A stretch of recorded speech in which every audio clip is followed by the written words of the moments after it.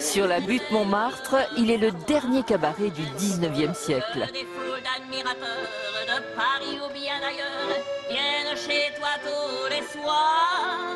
Depuis 1972, Yves Mathieu a repris les rênes de la maison. Chanteur, meneur de revue, il y a 50 ans, il s'éloigne des Folies Bergères et de la Gaîté Lyrique pour faire de ce lieu l'endroit où l'on aime à rire, à boire et à chanter.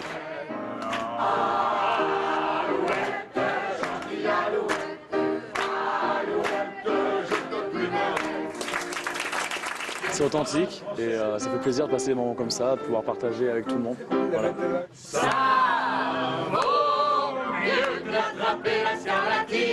L'histoire du lapin agile, c'est aussi l'âme de tous les artistes qui ont forgé la mémoire du lieu. Arletty, Max Jacobs, mais aussi Picasso dans sa période, pas rose du tout. Il a laissé en gage au propriétaire de l'époque, l'Arlequin, dont la copie est restée accrochée au même endroit. En 1905, qu'est-ce qu'il a fait pour le remercier?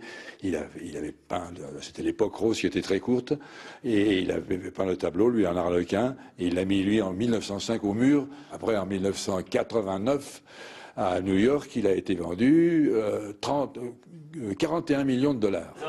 Mais la maisonnette du lapin agile a bien failli disparaître. C'est un autre artiste, peint ici par Toulouse-Lautrec, qui a sauvé le cabaret.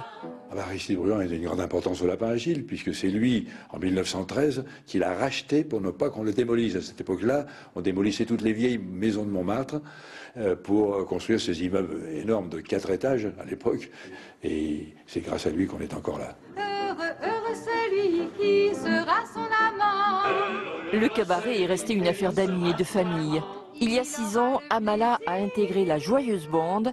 Ses parents y chantent depuis des lustres.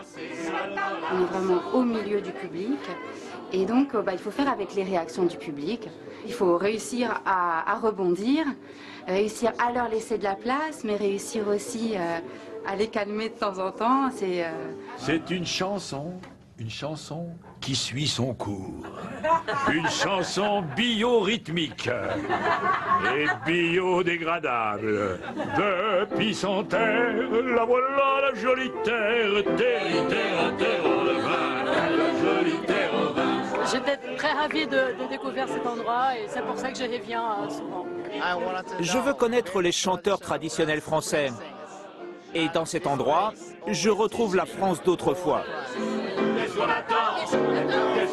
Refrain à boire, réaliste ou coquin, et c'est ainsi tous les soirs au lapin agile, on est heureux.